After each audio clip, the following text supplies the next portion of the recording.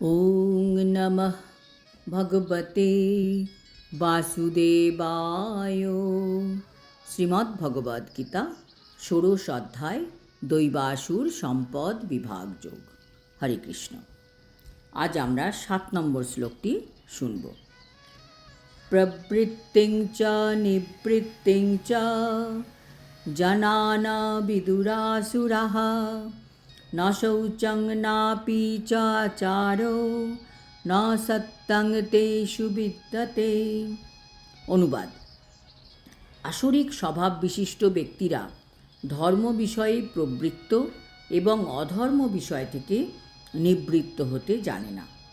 তাদের মধ্যে শৌচ, সদাচার ও সত্যতা বিদ্যমান থাকে না।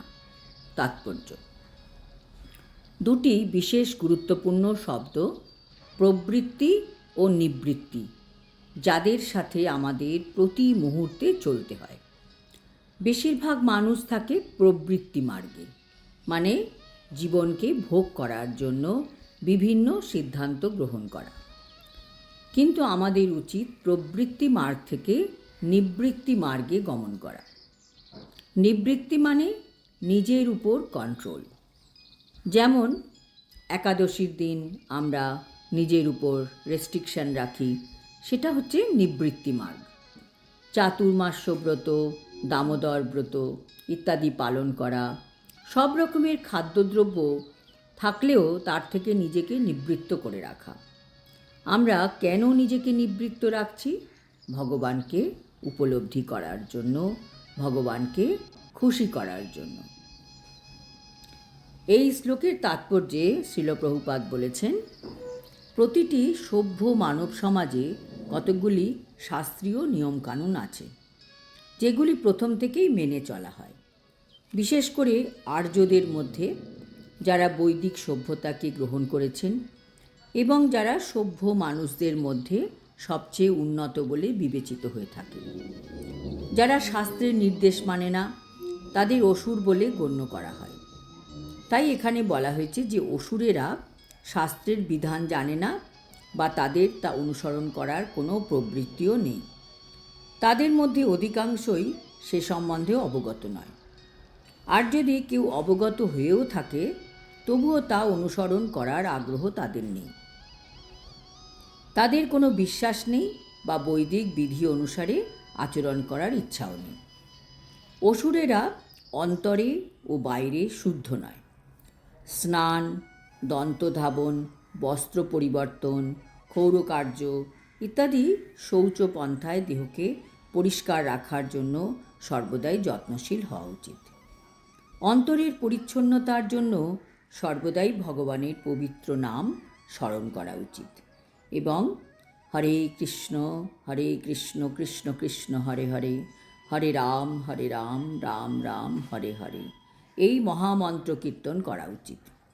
অসুরেরা বাইরের ও অন্তরের পরিচ্ছন্নতার জন্য এই সমস্ত নিয়মগুলি পছন্দ করে না বা অনুসরণ করে না। মানুষের আচরণ যথাযথভাবে পরিচালিত করার জন্য অনেক বিধিনিষেধ আছে। যেমন মনুসংহিতা মনুষ্য জাতির আইনশাস্ত্র। এখনও পর্যন্ত হিন্দুরা মনুসংহিতা অনুসরণ করে। উত্তরাধিকারের আইন ও অন্য অনেক আইন এই গ্রন্থ থেকে নিরূপণ করা হয়েছে। মনুসংহিতায় স্পষ্টভাবে বলা হয়েছে যে নারীদের স্বাধীনতা দেওয়া উচিত নয়। তার অর্থ এই নয় যে নারীদের কৃতদাসীর মতন রাখতে হবে, কিন্তু তারা হচ্ছে শিশুর মতন। শিশুদের স্বাধীনতা দেওয়া হয় না, কিন্তু তার অর্থ এই নয় যে তাদের কৃতদাসের মতন রাখা হয়। অসুরেরা এই সমস্ত নির্দেশগুলি এখন অবহেলা করছে এবং তারা মনে করে যে পুরুষদের মতো নারীদেরও সমান স্বাধীনতা দেওয়া উচিত। সে যাই হোক, নারীদের এই স্বাধীনতা পৃথিবীর সমাজ ব্যবস্থাকে উন্নত করতে পারেনি। প্রকৃতপক্ষে জীবনের প্রতিটি স্তরে নারীদের সুরক্ষা দেওয়া উচিত। শৈশবে তাদের পিতামাতার তত্ত্বাবধানে, যৌবনে পতির এবং বার্ধক্যে বয়ঃপ্রাপ্ত পুত্রদের তত্ত্বাবধানে থাকা উচিত। মনুসংহিতার নির্দেশ অনুসারে এটি যথার্থ সামাজিক আচরণ। কিন্তু আধুনিক শিক্ষা ব্যবস্থা কৃত্রিমভাবে নারী জীবন সম্বন্ধে গর্বস্ফীত ধারণার উদ্ভাবন করেছে এবং তাই আজকের মানব সমাজে বিবাহ প্রথা কল্পনা ছাড়া আর কিছুই নয়।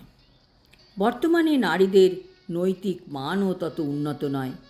সুতরাং অসুরেরা সমাজের মঙ্গলের জন্য কোনো নির্দেশই গ্রহণ করে না। যেহেতু তারা মহর্ষিদের অভিজ্ঞতালব্ধ এবং তাদের প্রদত্ত বিধিনিষেধগুলি মেনে চলে না, তাই আসরিক ভাবাপন্ন মানুষদের সামাজিক অবস্থা অত্যন্ত দুর্দশাগ্রস্ত হয়। আজ এই পর্যন্ত। 8 নম্বর শ্লোকে আমরা জানতে পারব আসরিক স্বভাবের মানুষেরা জগৎ সম্বন্ধে কী ধারণা পোষণ করে। হরি ওম তৎসৎ। হরে কৃষ্ণ।